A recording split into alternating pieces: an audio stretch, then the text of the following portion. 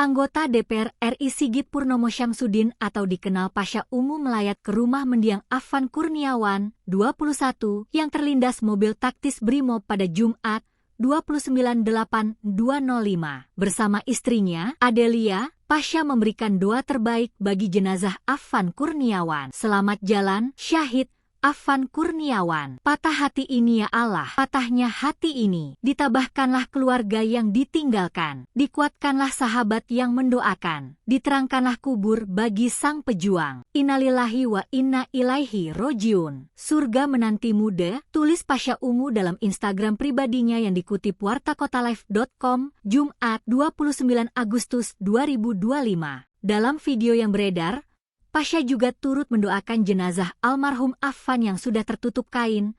Nampak suara ayah Kiesha Alvaro itu bergetar menahan tangis. Postingan itu langsung mendapatkan komentar dari netizen.